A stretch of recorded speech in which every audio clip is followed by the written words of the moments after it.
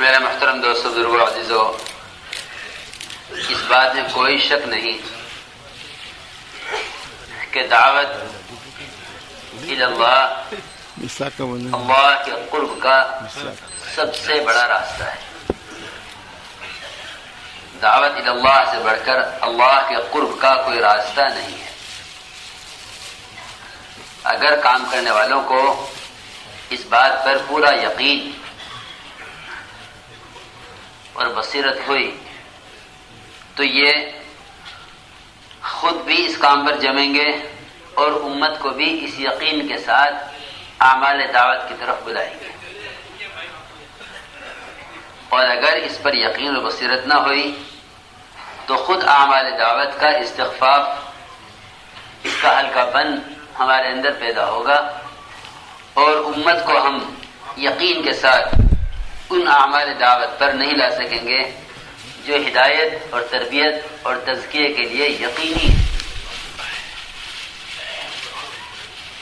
اس میں کوئی شک نہیں کہ دعوت اور عمل ان دونوں کا برابر جمع رکھنا دین کے اندر حسن پیدا کرنے کے لیے ہے۔ اصل میں دعوت اللہ کے ذریعے اللہ کا جو قرب حاصل ہوتا ہے، عبادات اس قرب کا مظہر ہے۔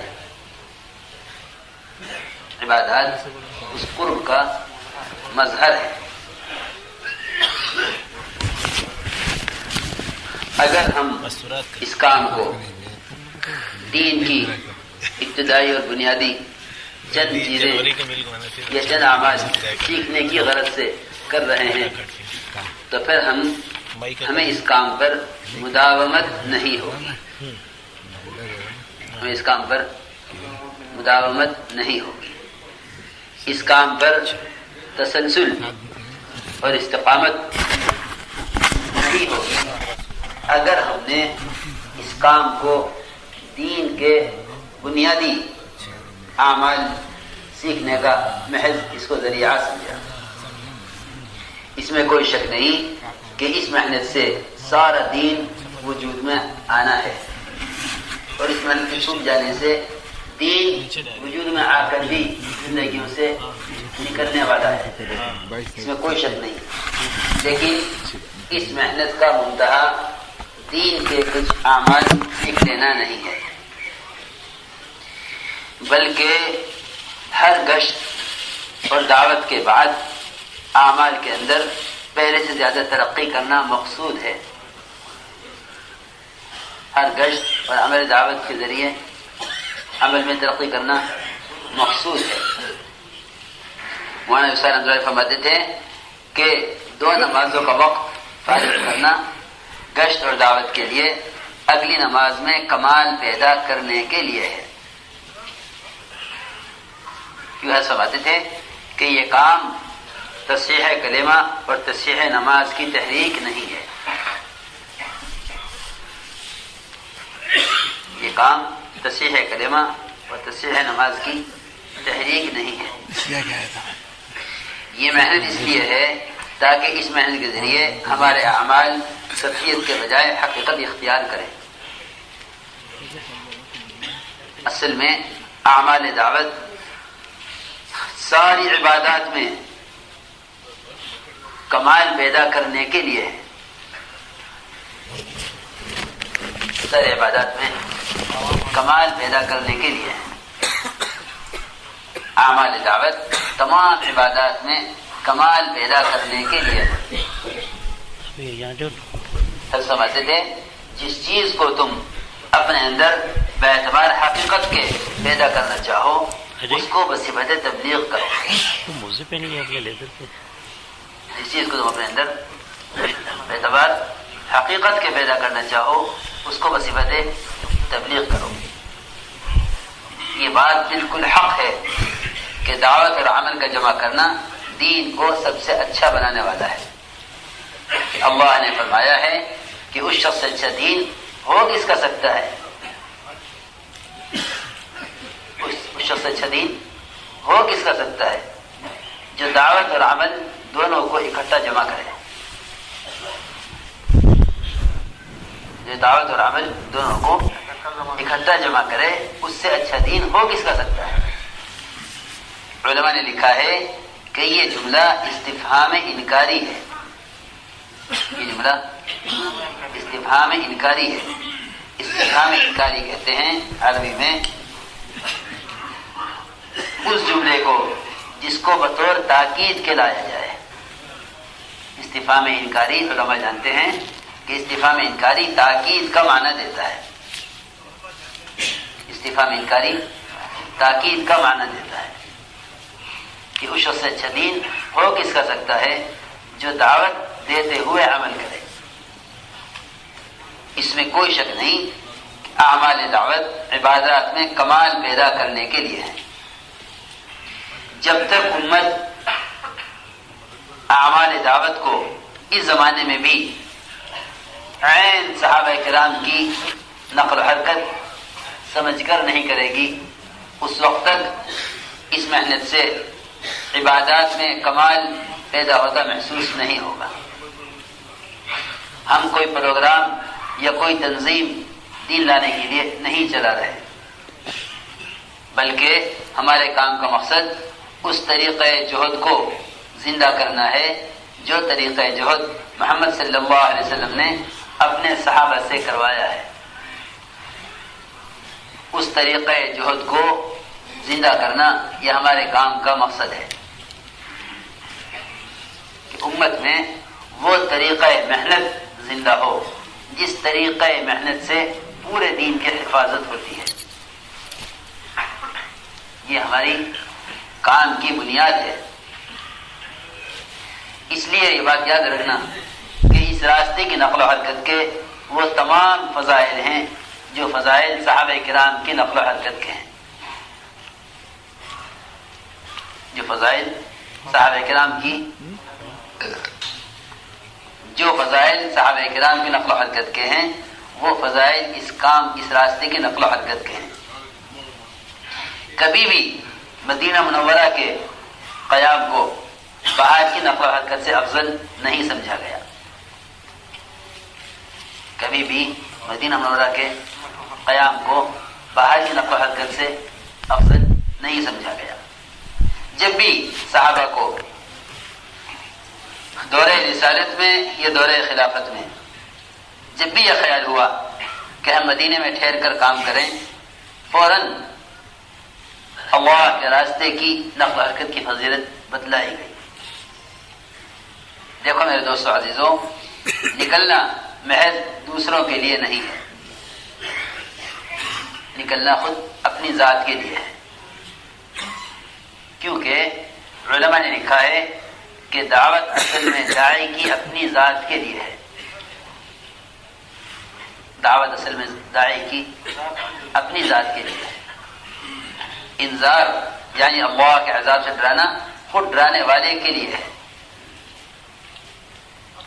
اللہ کا عذاب سے ڈرانا خود ڈرانے والے کے لیے ہے، تاکہ اس کے اندر اللہ کی وعیدوں کا خوف دعوت سے پیدا ہو اور اللہ کے وعدوں کا یقین دعوت سے پیدا ہو. اس لیے امر بالمعروف اور نہی عن المنکر یہ دونوں اہم کام ہر شخص کی اس کی اپنی ذات کے لیے اصل ہے.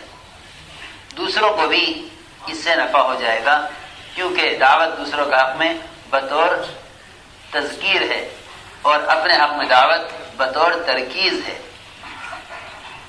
میں یہ بات ساری اس لیے عرض کر رہا کہ ایسا نہ ہو کہ ہم محض دوسروں کی اصلاح کی غرض سے پھرتے رہیں. ہر سمجھتے تھے اس کام سے مناسبت کا تقاضا یہ ہے کہ جس دن کوئی عمل دعوت چھوٹ جائے، گشت کا یا تعلیم کا یا مشورے کا یا انفرادی دعوت دینے کا، اس دن ہمیں اپنے انفرادی اعمال میں اس طرح ضعف محسوس ہو جس طرح ایک وقت کھانا نہ کھانے سے جسمانی ضعف محسوس ہوتا ہے. یہ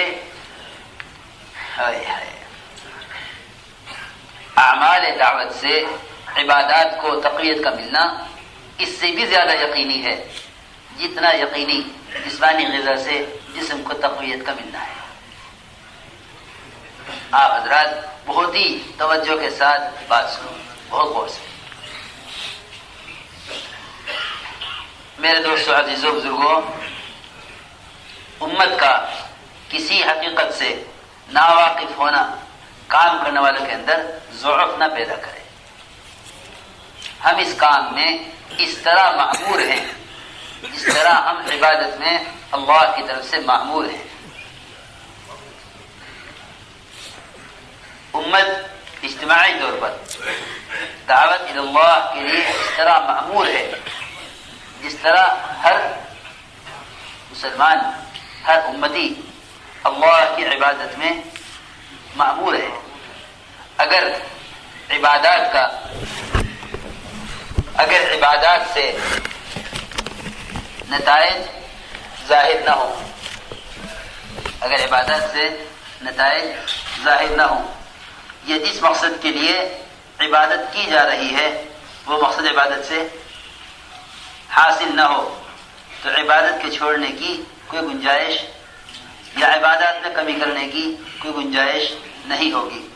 بالکل اسی طرح اگر اس محنت سے نتائج ظاہر نہ ہوں تو اس محنت کو چھوڑنے کی کوئی گنجائش نہ ہوگی، کیونکہ ساری کی ساری امت جس طرح اللہ کی عبادت میں مأمور ہے اس طرح دعوت اللہ میں بھی مأمور ہے۔ اس طرح عبادت میں اللہ کی مأمور ہے، اس طرح دعوت میں بھی اللہ کی مأمور ہے۔ ہم ساری امت کو اپنی طرف دعوت نہیں دے رہے، بلکہ ساری امت کو اس اجتماعی محنت کی طرف دعوت دے رہے ہیں جس پر حضور اکرم صلی اللہ علیہ وسلم کے زمانے میں 100% صحابہ مجتمع تھے، کیونکہ صحابہ قیامت تک آنے والی اس زمانے کی امت تھے۔ مولانا الیاس صاحب فرماتے تھے کہ خیر القرون وہی زمانہ نہیں ہے صحابہ کا، اگر تم اعمال دعوت پر صحابہ کی طرح آ جاؤ تو پھر خیر القرون قیامت تک کے لیے ہے۔ خیر القرون قیامت تک کے لیے ہے۔ مولانا الیاس صاحب فرماتے تھے کہ خیر القرون کب تک کے لیے ہے؟ کہ خیر القرون قیامت تک کے لیے ہے، کیونکہ خیر امت اور خیر القرون کی جو اصل وجہ ہے وہ دعوت اللہ ہے۔ خیر القرون اور خیر امت کی جو بنیادی وجہ ہے وہ دعوت اللہ ہے۔ میں عرض کر رہا تھا کہ ساری امت دعوت اللہ میں مأمور ہے۔ یہ بات نہیں ہے کہ تبلیغ دینی تمام شعبوں کی طرح کوئی ایک شعبہ ہے، بالکل نہیں، بلکہ 100% صحابہ کرام اجتماعی طور پر ایک صحابی بھی ایسا نہیں مل سکتا جو کسی ایسے شعبے سے متعلق ہو جس کی وجہ سے اس کے اللہ کے راستے کی نقل و حرکت میں کمی آتی ہو۔ کہ جب بھی صحابہ کرام نے مدینہ منورہ میں رہنا باہر نکلنے سے بہتر سمجھا، فوراً نہ نکلنے کی وعیدیں اور نکلنے پر وعدے فوراً بدلائے گئے۔ نہ نکلنے پر وعیدیں اور نکلنے پر وعدے فوراً بدلائے گئے۔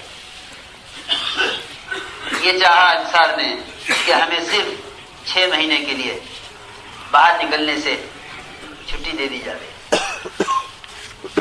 تاکہ ہم نے اب تک باہر نکل کر جو کام کیا ہے ہمیں اپنے مقام پر رہ کر اپنے کچھ کاروبار، اپنی کچھ زمینیں، اپنے کچھ مکانات کی اصلاح کرنے کا موقع مل جائے۔ حضرت سمجھتے تھے یہ ارادہ انہوں نے مقامی کام کے ساتھ کیا تھا، یہ ارادہ انہوں نے مقامی کام کے ساتھ کیا تھا کہ ہم اپنے مقام پر رہ کر ان اعمال کے ساتھ، اپنے مقام پر رہ کر مقامی اعمال کے ساتھ اپنے کاروبار اور گھر کے مسائل کو دیکھ لیں گے۔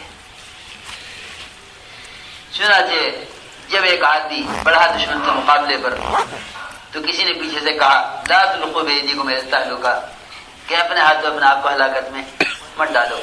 پیچھے سے بولے ابو ایوب انصاری رضی اللہ تعالی عنہ ارے تم کیا جانو اس آیت کا مطلب. اس آیت کا مطلب تو ہم جانتے ہیں, تم نے ابھی سے قرآن کو بدلنا شروع کر دیا. یہ آیت تو ہم انصار کے بارے میں نازل کی گئی تھی. یہ آیت اس وقت نازل ہوئی تھی کہ اپنے ہاتھوں اپنے آپ کو ہلاکت میں مت ڈالو. یہ آیت اس وقت نازل ہوئی تھی جب ہم نے مدینہ منورہ میں 6 مہینے قیام کا ارادہ کر لیا تھا اور باہر نکلنے سے ہم نے اجازت مانگی تھی, اور وہ بھی مقامی اعمال کے ساتھ. وہ بھی مقامی اعمال کے ساتھ. اس وقت ہمارے اس سوال پر یہ آیت نازل ہوئی تھی کہ اپنے ہاتھ اور اپنے آپ کو ہلاکت میں مت ڈالو. ہائے میرے دوستوں عزیزوں, میں کیا عرض کروں. اصل میں ہم جتنے کام کرنے والے ہیں ہم سب کا کے مذاکروں کا اور فضائل کا تعلق صحابہ سے ختم ہو گیا.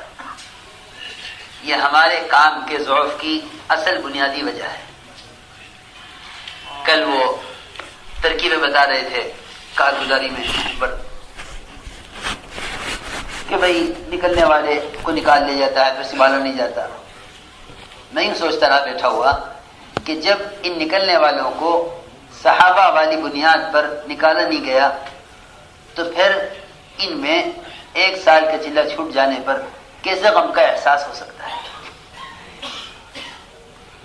جس شخص کی ابتدا اس راستے میں صحابہ کی نقل و حرکت سے نہ ہو, اس شخص کی استقامت اور انتہا صحابہ کی ترتیب پر کیسے ہو سکتی ہے.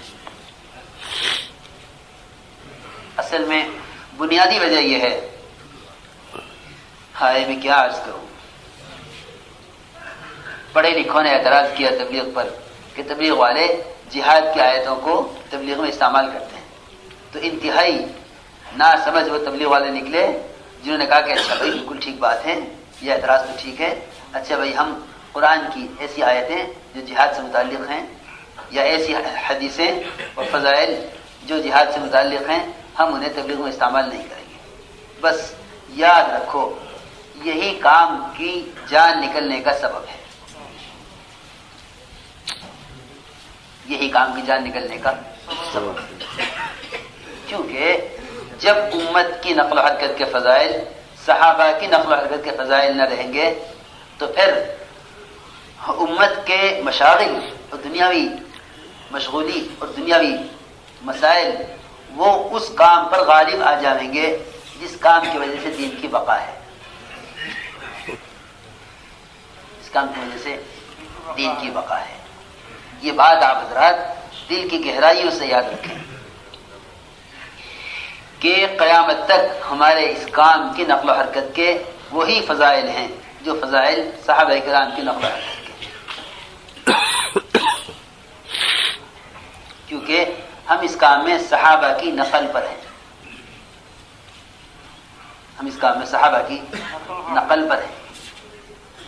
ہماری نقل و حرکت کے وہی فضائل ہیں جو صحابہ کرام کی نقل و حرکت کے فضائل ہیں. لیکن یہ بات ان لوگوں کے سمجھ میں آنی مشکل ہے جو صحابہ کی نقل و حرکت کے فضائل کو محض قتال کے فضائل سمجھتے ہیں. جو چیز مقصود بالذات نہیں ہے نقل و حرکت کے فضائل اس چیز پر کیسے محمول کیے جا سکتے ہیں. نقل و حرکت کے فضائل اس پر کیسے محمول کیے جا سکتے ہیں جو مقصود بالذات نہیں ہے. آپ نے فرمایا کہ تم ایک مسلمان کو ایک شخص کو مسلمان کر کے لاؤ میرے پاس, یہ مجھے اس سے کہیں زیادہ محبوب ہے کہ تم اس کو قتل کر کے یا قید کر کے لاؤ. کیونکہ تمام انبیاء علیہ السلام کی بعثت اور تمام صحابہ کرام کی نقل و حرکت وہ محض امت کی ہدایت اور نجات کے لیے ہے, ہلاکت مقصود نہیں ہے. ہلاکت مقصود نہیں ہے کہ تمام انبیاء علیہ السلام کی بعثت اور صحابہ کرام کی نقل و حرکت محض امت کی نجات اور ہدایت کے لیے ہے، ہلاکت مقصود نہیں ہے۔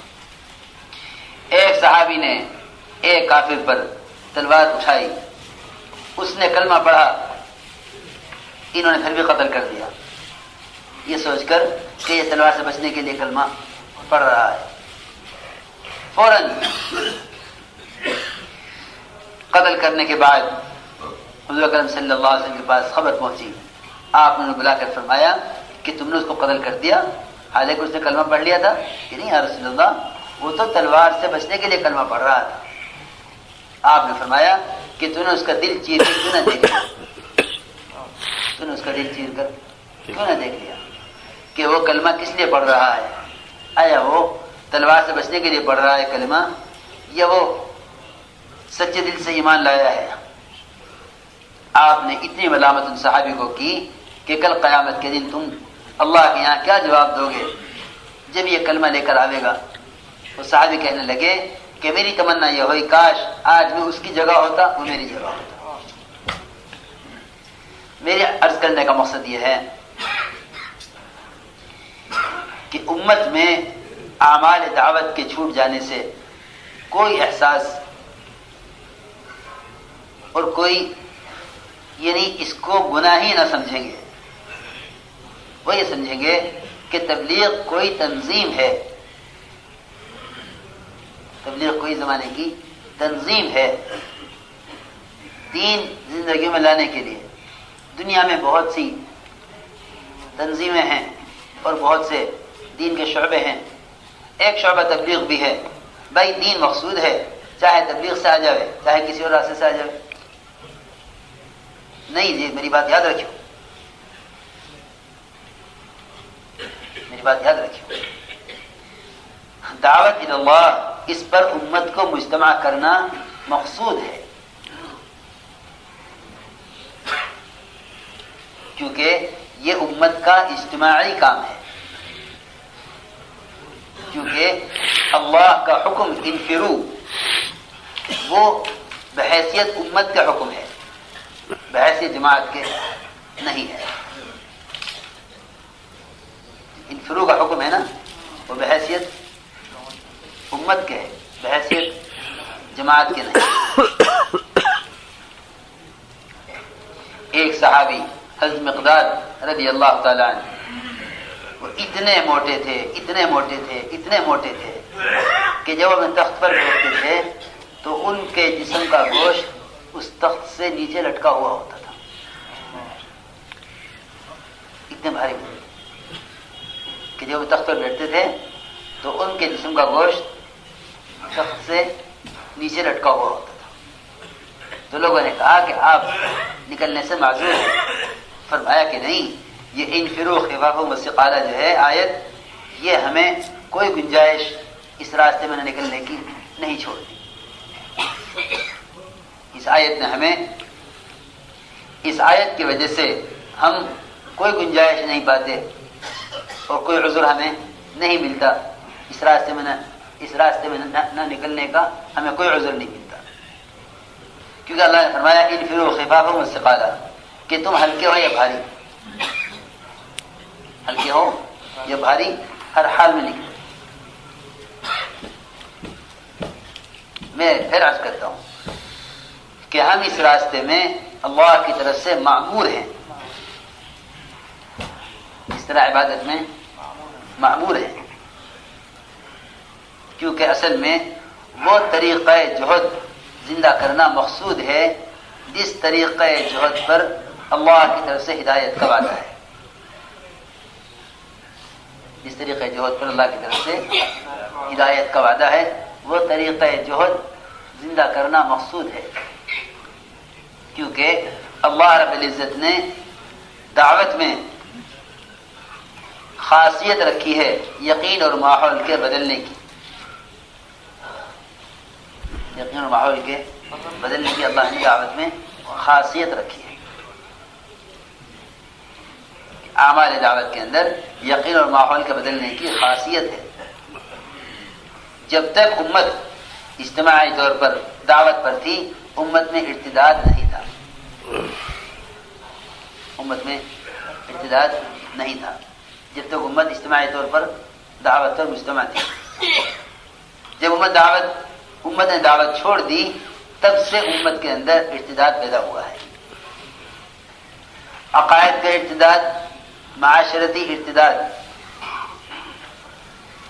عقائد کا ارتداد اور معاشرتی ارتداد امت میں جب سے آیا ہے، جب سے امت نے دعوت کو چھوڑا ہے. ورنہ جب تک امت دعوت و مجتمع تھی امت میں ارتداد نہیں تھا. اس لیے میرے دوستو عزیزو بزرگوں، میں عرض کر رہا تھا کہ ہمیں اس محنت میں وہ کرنا ہوگا جو صحابہ کا طریقہ عمل تھا. صحابہ کرام کا سب سے پہلا جو طریقہ عمل تھا، یعنی شریعت اور احکامات کے آنے سے پہلے، اس میں دعوت میں صرف ایمان کی مشق اور دعوت اللہ کے ذریعے یقین کی تقویت کا حاصل کرنا تھا. اس کا ایک طریقہ عمل تھا. اگر ہم اس طریقہ عمل کو صحابہ کرام سے نہیں لیتے اور امت کو صحابہ کی طرف سے اس طریقہ عمل کو بیان کر کے اس پر نہیں بلاتے تو پھر دیکھو یاد رکھنا کہ امت ہماری محنت سے اس کام پر مجتمع نہیں ہوگی. کیونکہ حضرت فرماتے تھے کہ شخصیتوں سے افراد جڑیں گے، شخصیتوں سے افراد جڑیں گے، اور امت سوائے محمد صلی اللہ علیہ وسلم اور صحابہ کے کسی پر نہیں جڑے. دیکھو میں بہت ضروری بات عرض کر رہا ہوں.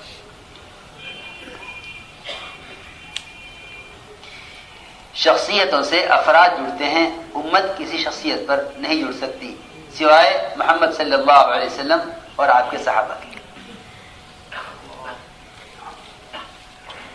اگر ہم اس کام کو صحابہ سے نقل کریں، دیکھو میں بہت ضروری بات عرض کر رہا ہوں، اگر ہم اس کام کے سارے اعمال دعوت کو، مشورے کو، خدمت کو، گشت کو، ملاقاتوں کو، مسجد میں ایمان اور تعلیم کے حلقوں کو، ایک ایک چیز کو اگر ہم صحابہ سے نقل کریں تو امت اجتماعی طور پر اس کام پر مجتمع ہو جائے گی. اور اگر ہم نے اس کام کو صحابہ سے ہٹ کر افراد کی طرف سے بیان کیا تو امت افراد پر مجتمع نہیں ہو سکتی. کیونکہ حضرت فرماتے تھے کہ شخصیتوں سے افراد جڑتے ہیں، امت کسی شخصیت پر مجتمع نہیں ہو سکتی. امت کسی شخصیت پر نہیں جڑ سکتی. میاں جی محراب صاحب رحمۃ اللہ علیہ وہ گئے میوات، اور میوات میں میاں جی نے بہت کوشش کی کسی طرح جماعت نکل جائے، لیکن کوئی تیار نہ ہوا. میاں جی نے کہا اچھا تو چلے کے لیے، کہنا چلے کے لیے. میاں جی نے کہا اچھا تو میرے ساتھ 3 دن کے لیے اگلے گاؤں میں چلو، اس کے لیے بھی تیار نہ ہو. جب میاں جی محراب بہت ہی تھک گئے تو میاں جی نے کہا کہ ایک بزرگ ہے مولانا الیاس صاحب بنگلے والی مسجد میں نظام الدین میں، تم وہاں چلو. خیال یہ تھا کہ جب یہاں آئیں گے تو مولانا الیاس صاحب کی ترغیب سے تیار ہو جائیں گے. چنانچہ وہ انہیں مولانا الیاس صاحب کی بزرگی بتلا کر جماعت کو یہاں لے آئے، میواتیوں کو یہاں لے آئے. میاں جی کہیں کہ میں تو گیا اس سنجے کے لیے، میرا تقاضا تھا، اور جماعت کو مولانا الیاس صاحب نے دیکھ لیا میوات والوں کو، اور وہیں سے واہ واہ واہ واہ جماعت آئی. حضرت فوراً طلب کیا اور نے کہا نہیں جی ہم جماعت میں نہیں آئے، ہم تو آپ کی زیارت کے لیے آئے ہیں، کیونکہ میاں جی محراب نے ہمیں بتایا تھا کہ بھئی مولانا الیاس صاحب ایسے ایسے بزرگ ہیں وہاں نظام الدین.